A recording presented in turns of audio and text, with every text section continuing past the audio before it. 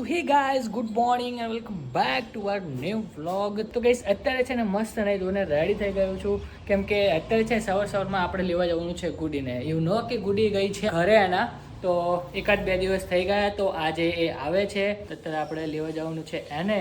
અને પાર્ટી જો નહીં ધોઈ લીધું છે કમ્પ્લીટ. દર વખતે હું મમ્મી પપ્પાને લેવા જતો હતો અને ગુડી રાહ જોતી હતી. આ વખતે મારી તો સેમ સિચ્યુએશન છે, બટ ગુડી ત્યાંથી આવે છે અને મમ્મી રાહ જોવે છે, એવું છે. આપણે ફટફટ નીકળીએ ને, પછી મોડું થાય છે ને તો પછી સાંભળવું પડશે. ગાઈસ અહીંયા છે ને, અહીંયા બહુ મોટો પ્રોબ્લેમ થાય છે.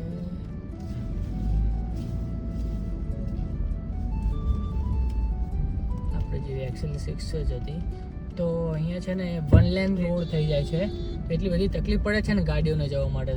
તો ગાઈસ એવું છે કે એ લોકો છે ને આવી ગયા છે અને એમને મને થોડોક લેટ ફોન કર્યો કે ભાઈ આવી જજો તમે. એ લોકો આવીને ઊભા છે અને આપણે હવે જઈએ છીએ. હજુ તો અડધે પહોંચ્યા છીએ, બટ કોઈ નહીં, રાહ તો જોઈ શકે. તો એવું છે ભાઈ. ઓ માય ગોડ, હવે આ તારું શું છે? બંધ થા ભાઈ, થોડી देर में पहुंच जाएंगे अपन लोग. भाई गांधीनगर में ग्रीनरी बहुत ज्यादा है और उसके साथ साथ मच्छर भी ज्यादा है, मॉस्किटोज भी बहुत ज्यादा आते हैं भाई. અને પાર્ટી આજે છે ને ભાઈ ફૂલ મોજ કરીને આવે છે. છેલ્લા 2 દિવસથી મારી વિશે મોજ કરતી હતી ઘરે. Oh my God, please please side આપો, સાઈડ આપો.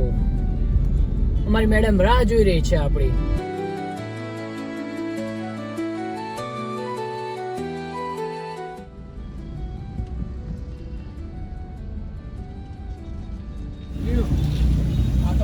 અલા એ ખોલ્યું માર ભાઈ. તમારે ના કોક આવે ને એટલે ફટાફટ ખોલ નાખો. એક બે વખત ઓલું ખોલે એટલે પછી ને બધું હજુર બમ થઈ જાય. કઈ નહીં. હા, welcome to our car, welcome to our blog. પાછળ કર, આમ ક્યાં આગળ જઈને બેઠી છે? કહું સીટ તો જેવી રીતે. જર્ની કેવી રહી ભાઈ તમારી? હે ચડી ત્યારની સુતી મારા બે ખભા જે ઓલા મારતા જવાબદારીમાં એમ રેવા દે. તું વચ્ચે આજુબાજુ બંને સરકારી કર્મચારીઓ, ના હવે ના એમને તકલીફ ના પડી પડે આખો દિવસ. રેવા દે હું ભાઈ. મેં કેમ તો ને એનું પૂરી પર શું કહેવાય, એક ઓલું નતું કર્યું. મેં કીધું આ વરી પાઉં એના હાથ તે ફોન તું કેટલી ઊંઘમાં હશું તે ફોન ના ઉપાડે ને માણસે મને ફોન ક્યારે કર્યો અને કે હું કે મને ખબર અલે હજુ તો ખબર હતા. ના એટલે હું તાર ઉપર નથી જઈલા સુતી હોય, એટલે તું ગપ્પા ના મારી. તાર ખભા ઉપર નથી સુતી. ડેંગા મારવાનું બંધ કરી દેવાનું. સર વહેલા આવી ગયો તમે કે નહીં? શું કહો છો? ડેગાનો મતલબ જરા સમજાવશો તમે? ગપ્પા ભેગા ગપ્પા મારો. પ્રેક્ષક ગણો ને થોડું ઓલું મળે ને. અચ્છા. બિચારા ભાઈ ડેગા સર્ચ કરે ડીંગાની જગ્યાએ, એટલે થોડુંક આપણે લોકલ સ્લેંગ ડીંગા માટે હાંકવાનું બંધ કરો ભાઈ. ડીંગા ડીંગા એમ તો મેં નિંદામણ માર ઘાસમાં તફાવત મૂક્યો હોય. અમે દિવસ ખેતર ગયા હતા ને, હા તો ત્યાં અમે બ્લોક કર્યો હતો. ઓ માય ગોડ, અમે તમને એટલે તને આવું બધું યાદ આવ્યું એમ ને તને? અરે હું તો હમણાં વાત કરતો હતો કે ભાઈ કઈ આને કઈ જ ખબર નહીં પડી અને આખો દિવસ સુઈ રહી છે. સુવાનું તમે સુતા જ નહીં. અમે આખો હે એક જ વખત આ 3 દિવસમાં એક જ દિવસ ખાલી. એક જ દિવસ લો કર્યો. મિસ કોલ નો ભોગ બની. હા, એક દિવસ તો જોરદાર થયો. તો શું કહેવાય, બપોરે એક વખત હું મમ્મી અને જયલો 3 સુઈ ગયા હતા. પપ્પાએ ફોન કર્યા 7 ને 14 ને 15 ને બધાને મમ્મી ફોન રસોડા બાજુ તું આવતો નથી હો. હાલ તો આવું હું થોડી નાઈ નથી આજે નાઈ નથી તું?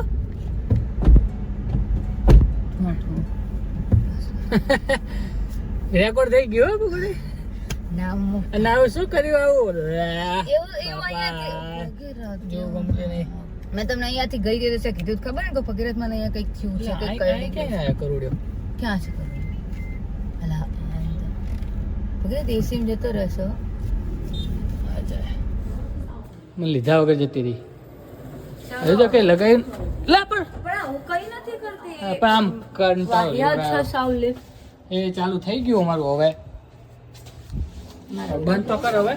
પણ અલ્લાહ ભગીરથ હવે આइए, आपका स्वागत है. કે આવો આવો. અને ફોન કોનો ચાલે છે? કોનો ફોન ચાલે? ફાઇનલ ગાઈઝ મેડમ આવી ગઈ છે. અને હવે આપણે છે ને થોડું ઘણું કામ કરી લઈએ. અને મમ્મી છે ને મસ્ત ખાવાનું બનાવે છે, દાળ ભાત આપણને બહુ જ ભાવે છે. Many hours later. તો ગાઈસ આજે જઈ રહી છે મમ્મી આપણાથી દૂર, એટલે કે વન મોર યાર સેડ મોમેન્ટ. તો હવે તારે હવે નથી રહેવું ભાઈ? હે તો એ ઘરે છે ને પપ્પાએ હેરાન કરે છે કે ભાઈ શું ક્યાં સુધી હવે આવો ને ઘરે. એવું છે ભાઈ અમારે.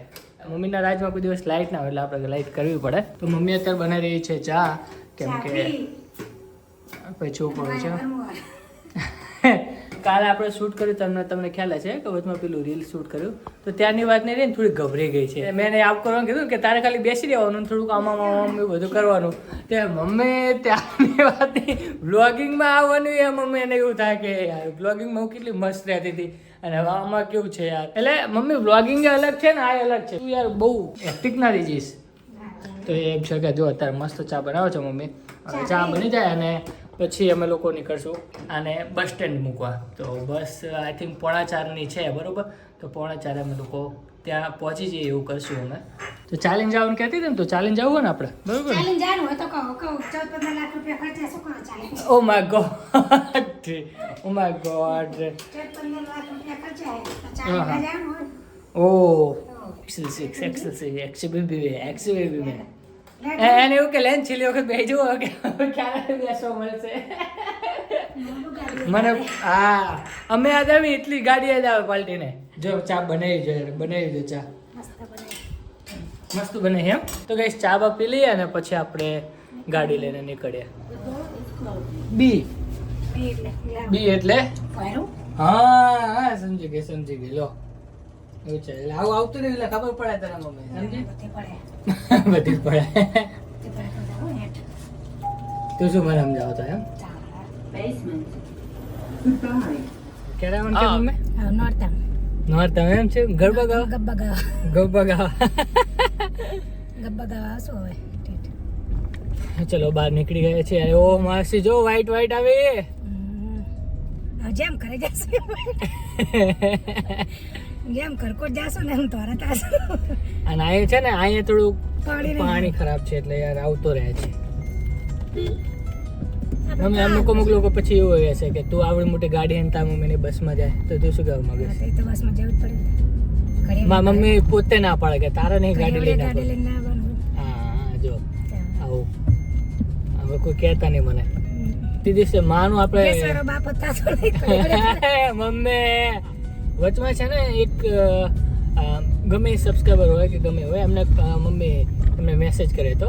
આપણે વચમાં હું દાદી નતો લઈ ગયો, પછી હું એમને ડીમાર્ટ લઈ ગયો હતો, ખબર છે? પછી મેં ચપ્પલ ને બધું લેવડાવ્યું. તો કઈ કે દાદી ને બસ કે 200 રૂપિયાના ચપ્પલ લેવડાય તે તાર કે 500 રૂપિયા હોય. કેમ કે મારી દાદી હે કે થોડા કઈ એટલે દાદી મારી દાદી પછી અત્યારે મેં 200 રૂપિયા લીધા. હા પછી મેં એમને એ સમજાયું. મેં તો દાદીએ પહેલી વખત આટલા મોંઘા લીધા એમ. એમને તો બચારા જ પહેર્યા બચારા કે. હા એટલે એવું હોય છે બધું. એમ આપણે જેવું માનતા હોય એવું બધી પહેલાના બધા લોકો નથી હોતા. જો આની હેરસ્ટાઈલ કેવી જોરદાર ને. આવી આ ચશ્મા પહેરી જો, ચશ્મા કેવી દેખાય, મસ્ત દેખાશે. હા કેવું દેખાય હે? આમ તડકો ના લાગે મને તો આંખને છે ને આમ ઠંડક ઠંડક છે. ચા ગરમ ને ઠંડક છે બધા. આ ક્યાં ગઈ મારી મમ્મી? મેં ગાડી હું પાર્ક કરતો હતો ત્યાં સુધી મેં ક્યાં જતી રહી? આવજો ક્યાં જતી રહી છે? લોકો બસ સ્ટેન્ડે આવી ગયા છીએ અને હવે મમ્મીને હું એક પેલું આપું છું. મમ્મી ચાલ જવા દે ને, ચાલ હું તને મૂકી દઉં, ચાલ.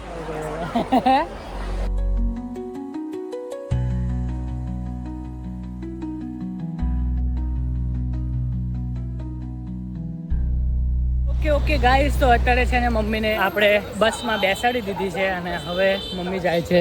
આ બસ છે, હવે બસને યાર અપગ્રેડ કરવા જેવી છે યાર, એટલી ગંદી છે ને. તો ચલો ગાઈસ, મમ્મીને તો બસમાં બેસાડી દીધી છે, બટ આપણે અહીંયાથી હવે રફુ ચક્કર થઈએ કેમ કે યાર બહુ ગરમી લાગે છે.